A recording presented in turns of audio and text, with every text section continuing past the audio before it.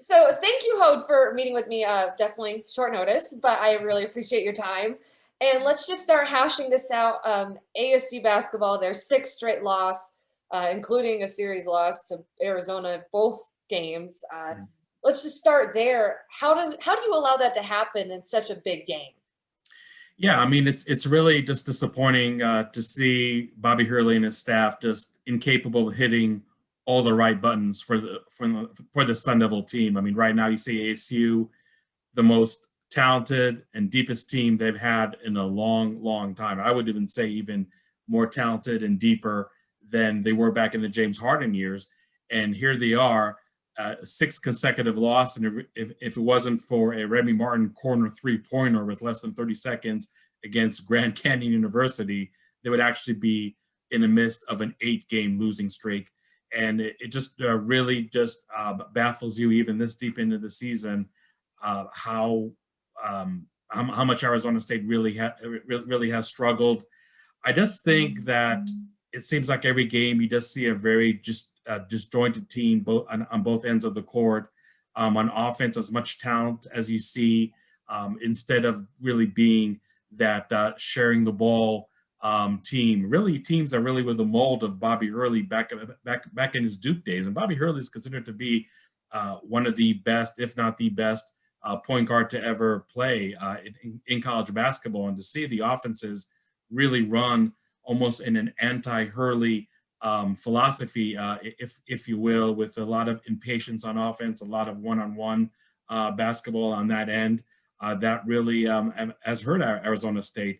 And even if you go back to Thursday's game against Arizona here in Tempe, ASU scored 53 points in the second half.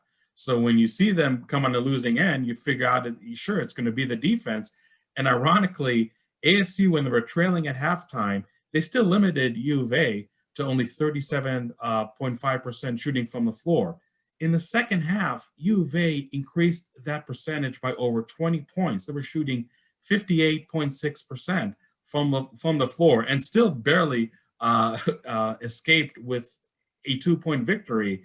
So Bobby Hurley, sure, he had a case with a call very late in the game that didn't go his way and obviously resulted in the winning basket for U of A. But ultimately, when you allow your opponent on your home floor, fans or no fans, to score 58.6% in the second half, that's the tale of the game right there. And defense really has been an issue all year long. I mean, not only the front court issues for Arizona State, but really just the defense doesn't in all its aspects. And Arizona State is not a school that really can get into a shootout with each and every team on any given night. As much talent as they have, their offense is not running effectively, but more importantly, their defense and rebounding has really been lacking all year long. So maybe when you look at that in play, having a 6-game losing streak is probably what you expected and not really a big surprise. You look at, like you mentioned, the top tier recruits that have been coming in that get fans so excited. 5-star here, 4-star there, Bagley, Josh Christopher, and all these big names. Is it just a problem of too many egos or too many guys used to being the guy that they're unable to kind of figure out how to mesh and play together? It's funny you mentioned that because in the preseason, Bobby Hurley talked about Christopher and Bagley not really acting like a 5-star prima donna by any means. They're willing to come early to the gym, be the last ones off the floor after practice, and really willing to put in that time. And really, their personalities, I don't think really ever projected being a prima donna or a diva or anything like that. And look, I would say more importantly, when you have two experienced players such as Remy Martin and Alonzo Verge coming back to this year's team, even if there was such an issue going on, you'd like to think that those two veteran players would be able to really rein that in if it really needed to be reined in. But I just think that it's just a matter of the team. Again, I don't mean to use the word disjointed, but on both ends of the court, that's really what's happening. And there's really no glue guy or a glue effect, if you will, that's holding this team together. Now, look, I don't want to like sugarcoat or spin anything because COVID has hit all the teams across college basketball, but for some reason, it looks like it's having a much profound adverse effect on Arizona State. And ASU may be the only team in the Pac-12, well, definitely one of the only ones that has never had its full squad for any game this year, and probably is going to end the season with that distinction as well. So that is one more thing that I think is really, really hurting the Sun Devils right now. And if it's not one thing, it really is another. And just to see a team that has not been able to figure it out pretty much a third of the season or more is just really disconcerting. You think that at some point there's going to be an aha moment, or you can just really flip the switch, flip the script, but it really just has not been the case at all for the Sun Devils. And look, I mean, you can forget about really postseason play unless they have some kind of miraculous run in the Pac-12 tournament, and who knows with this COVID landscape, even if there will be a Pac-12 tournament going on in March. But one way or another, just really incredible in every bad way to see this team fall this hard. I mean, even a 500 record at this point would be a massive disappointment to the fan base and a surprise for the college basketball world. So what you're seeing right now at a 4-8 record, dead last in the Pac-12, it really is astonishing. You look at, the ability to come back. That seems to be ASU's mojo, is to be down and you're just trailing and you're digging yourself out of a hole and trying to come back, and down by 25, 26 points the other night, and then to be trailing by 9. Like, is this a case of too many moral victories to take away when you can't get the results you want? Yeah, and it's funny I mentioned moral victories because Bobby Hurley mentioned in his post game last night after the loss in Tucson that they have a cupboard full of moral victory trophies or something to that extent. And yeah, but I just think that's the slow starts is really has hurt ASU time and time again. And for Bobby Hurley to have that tirade after Thursday's game in Tempe against U of A, you'd think that this team would be just firing out of the gates. And for Hurley to say that U of A is a team that actually looked hungrier from the opening tip-off, and ASU was lethargic to started the game 0-12 from the field, didn't score a basket pretty deep into the first half. That just really, again, just on the long list of just boggle the mind items for this team. So it just seems that the mental aspect, which is just as important as the X's and O's aspect, if you will, is just really not there for ASU. And again, this goes back to my previous point that the coaching staff, for whatever reason, is not able to hit all the right buttons for this team to, like I said, just have like an absolute 180-degree turn. And there's just a lot of soul searching that's going on every day, every week. But ultimately, that soul searching has to lead to some kind of tangible solution that will allow you to turn this thing around. And I don't mean to sound overly pessimistic, but it almost seems like a hopeless situation right now for ASU to even maybe finish 500, let alone anything beyond that when the season concludes. It's just a huge hole that they dug themselves, and I don't really see them coming out of it in any positive fashion anytime soon. With the situation with Bobby Hurley, fans have to ask, is his job on the hot seat after a season like this, even given COVID and all the circumstances that have affected his team? I just feel that COVID ultimately does have to give you, in some respects, a mulligan for this season. And I know if I say that, folks are going to say, well, what about Kevin Sumlin in U of A? I mean, granted, a different sport, but for him being winless in the COVID season really didn't save him.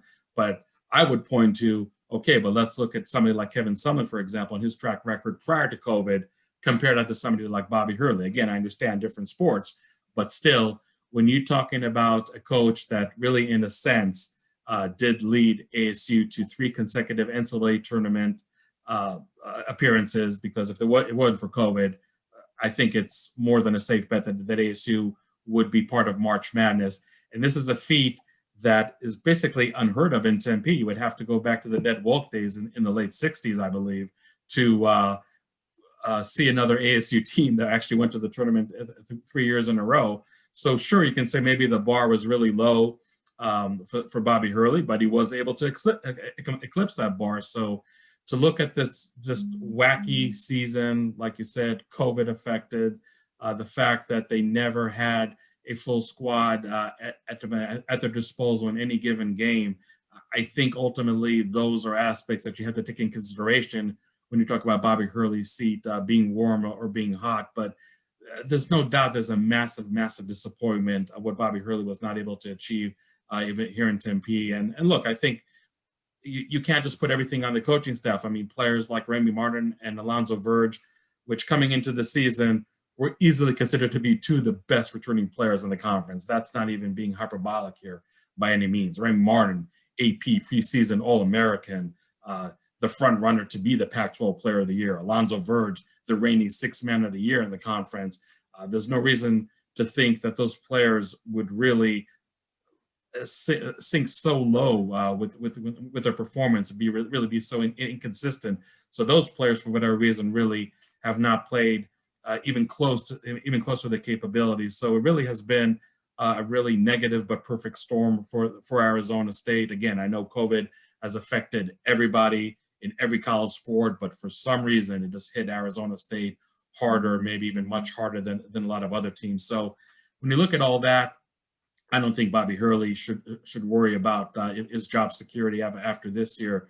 But next year is going to be really, really interesting because on paper you can see a major talent drain. When you talk about 4 of your 5 starting 5, Remy Martin, Alonzo Verge, Josh Christopher, and Marvin Bagley, all leaving for the NBA draft after this season. That is a lot of talent that they really need to replace. And sure, you can say that those players collectively have really underperformed, but it's not like you got a list of studs right now waiting to replace him for the 21-22 season. So maybe this conversation might be more relevant this time next year. But right now, again, I really don't think with everything that's gone on in the sports world and outside the sports world, if you will, that Bobby Hurley's job is in any danger. Do you think there's a lack of leadership from your senior guys when you look at Alonzo Verge and Remy Martin? I mean, when you think of ASU Arizona and like how hyped fans get, how excited the coaches and the players. I mean, even look at what happened in the ASU football versus Arizona, just how polar opposite these ends are. Do you think that there is a lack of leadership from the veteran players to kind of emphasize that to the younger guys? Yeah, absolutely. I mean, I know that Bobby Hurley, and I forget which part of the season, but during this losing streak, talked about Remy Martin one night just looking shell-shocked, to start the game. And really, Remy Martin is obviously the straw that stirs the drink, if you will. And it's really hard for ASU, no matter how high or low caliber the opponent is, to really play well, let alone come away with the win if Remy Martin is not on his game and has really been very, very inconsistent. And even in a game like last night in Tucson, I mean, he scored, I think, only 3 points at halftime. ASU trails by 22 points after 20 minutes. Sure, Remy Martin had a strong second half and maybe almost willed his team for a comeback. Problem was Josh Christopher and Marcus Bagley really had off nights for the Sun Devils. So it's never just a night where all those 4 key players that I mentioned earlier can all be on the same page and all playing just up to their potential. I'm not even talking about turning in a heroic performance or anything like that. But yeah, I think Remy Martin and Alonzo Verge have not been even close to playing to their capabilities, let alone maybe taking that step from last year to this year. So it really has been disappointing because, I mean, you're right. At the end of the day, even if you have very talented 5-star prospects as true freshmen like Marcus Bagley and Josh Christopher, in the end, it really has to be the veteran players like Martin and like Verge that really have to will this team to win and really take them out of the dumps when they need that push, when they need that elevation, and it simply really has not been there. I mean, sure, there've been some games where Christopher and Bagley played much better than Martin and Verge, but if you're really looking at that scenario, that really should not be anything to boast about or really provide comfort, because the veterans, like you said, no matter how talented the newcomers are around them, are the ones that really have to lead this team on and off the court for one reason or another, that definitely has not happened. And again, it goes back to the coaching staff having, I'm sure, a lot of soul-searching discussions with those two players, but for one reason or another, those discussions really have not led to the elevation of play, to the elevation of leadership we expected this team to have. You have to have a quick memory. Game Monday. Now you have your upcoming one on Thursday against Cal, then Saturday against Stanford. What do you do if you're Bobby Hurley? You can't keep preaching the same message if it's not clicking. So how do you go about this? Yeah, it's funny. I mean, I understand that ASU really needed to revamp the schedule over here and play, what is it, I guess, 4 games in 11 days or something like that. And I don't know if a team in the mental fragility of ASU is really one team that really should engage in that. But obviously, living in the age of COVID and trying to make up games, leaving yourself time at the end of the regular season to play some of those makeup games that you did have to miss. And sometimes, it was ASU that had the COVID situation. Sometimes it really was their opponent, and that's something you really also have to keep in mind when you talk about ASU being affected by COVID. But yeah, I mean, a lot of people talk about when you have a bitter loss, whether it's a buzzer beater or just a game where you get just run off the court, you want to play as quickly as possible to take that taste out of your mouth. And maybe ASU, a lot of folks thought would be one of those teams after such a disappointing loss last Thursday. You really thought on Monday you would see a team that would really play a complete 40 minutes of basketball and really not let a horrible first half be that hole that they need to dig out in the second half. But obviously ASU proved that they really were not up for the task. And as disappointing as that loss was on Thursday, an essential buzzer beater, which was like an air ball that put back for a basket, that really did not provide that fire, provided that motivation for ASU to play much better just 4 days later. So I think that realistically and unfortunately, you can have low expectations for ASU coming into their games against Cal on Thursday and Stanford on Saturday. I mean, sure, Cal may be a welcoming opponent, if you will, which is kind of weird to say even in any team that's playing a last place team like ASU right now to maybe stop this 6-game losing streak. But really, just with the way the ASU plays right now, I don't know if playing so many games in such a short time span is really what ASU needs right now. But the schedule is a schedule. We'll see if Thursday against Cal can be, I'm not going to say a turning point, but at least halting that skid to begin with. And not to look too much ahead to Saturday to Stanford, but that's going to be a team that can give ASU just as much fits as Arizona team gave, maybe even some more. So not an ideal situation for ASU to be at. And really just at this point, you're just trying to make something out of the season and not trying to sink lower and lower. You look at it's been deferred.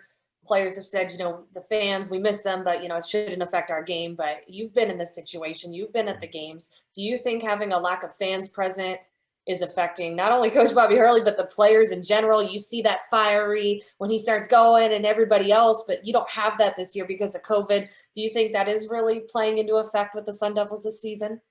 Yeah, I definitely think it does. And look, I mean, again, you just go back to the fact that all the teams in the Pac-12 are in the same boat as far as not having any fans in the stands. But Bobby Hurley coming into the season had a great comeback record when trailing at halftime, and maybe a lot of folks thought, okay, ASU played against Team X or Team Y, not that great in the first half. It's Bobby Hurley. He has that quote unquote Newt Rockney speech ready at halftime, and in the last 20 minutes is going to be a total different ASU team. But to your point, Tresa, yes, this is where the fans do come in, or actually don't come in, no pun intended, because when you don't have the fans at your back at a home games to really lift you up, and you look at U of A game last year in Tempe, I mean, ASU was down 22 points in the first half, down 13 at halftime, and were able to pull out a 1-point victory. But you had the fans over there. So without the fans, yes, I think there's definitely something to be said about ASU playing maybe better at times in the second half, but not playing well enough, especially on defense, to really put opponents away. And again, not to harp on that Thursday game here in Tempe against U of A, but you scored 53 points in the second half. But on the other end, you allowed you allowed U of A to shoot at a 58.6% clip, and in those same 20 minutes, if you had the crowd in the stands, would that really happen? Maybe not. But again, I think you can talk about COVID and talk about the lack of fans in the stands only so much because ultimately, like I said, it's not like ASU is in a unique adverse position compared to their Pac-12 foes, and a lot of other teams in the conference were able to figure this out and play under the circumstances and play well, maybe even better than expected. And ASU, for one reason or another, really has not. So sure, it definitely has affected them, but the coaches and players are really the ones that have to take ASU out of this rut. And right now, they have not been doing a good job of doing that. Wrapping things up, is this season just a case of coulda, woulda, shoulda? Could have had better games, could have had better finishes, but it just isn't happening. Yeah, I mean, absolutely. And you know what? I think when dissecting the season, when it's all said and done, is this going to be really a massive disappointment? I mean, who knows what ASU's record is going to be when the regular season concludes and what they are or not going to do in the Pac-12 tournament. But yeah, I mean, it's definitely going to be just a great sense of disappointment, and how ASU was never in a position to have maybe even just a 3-game losing streak, let alone something less than that, and just really turn things around. It just seems that all the issues have just snowballed out of control. And like I said, coaching staff don't have answers. The players don't have answers. There are some players-only meetings. There are some times where we as beat writers are waiting 30 minutes after a game concluded just because Bobby Hurley is there talking at length. Again, one of those soul-searching conversations with his team. And you just hope that, okay, at some point you are reaching those players and you are able to successfully identify the problem and correct the problem and show immediate results, immediate proof that you are able to turn the page. And again, it's just absolutely not happening. And the issues we're seeing last night in Tucson are the issues that we saw early in the season, maybe when ASU was winning games, but especially just issues that really have been really persistent from tip-off of the season until now. And I think a lot of it really does come on the defense and just the front court play. Jalen Graham was out for a couple of weeks with mono, and actually has played very well since he came back from mono. He told Bobby Hurley, you're going to see a different player, and it really has backed that up. But it really is a lot of too little, too late. ASU is a team that night in and night out loses that rebounding battle and has to compensate somewhere else. Maybe just playing defense better in other aspects, and maybe playing a more effective offense. And when an opponent is not allowing you just to run and gun out there, they're really forcing you to play half-court offense, fine. Just be able to sleep well in that bed that's being made to you by the opponent, and really punish the opponent for trying to put you in a situation where they thought it was going to be uncomfortable for you, and you're able to just really prove them wrong. But that really has not happened. So it's just really one challenge after another. And it's not that ASU is able to overcome some challenges better than others. It really is not able to overcome any obstacle that's in their way. And their opponents are just really able to devise a game plan that becomes very, very effective every time they face the Sun Devils, because this is a team that just, again, for one reason or another, has not been able to figure out the issues that are confronting them on any given contest.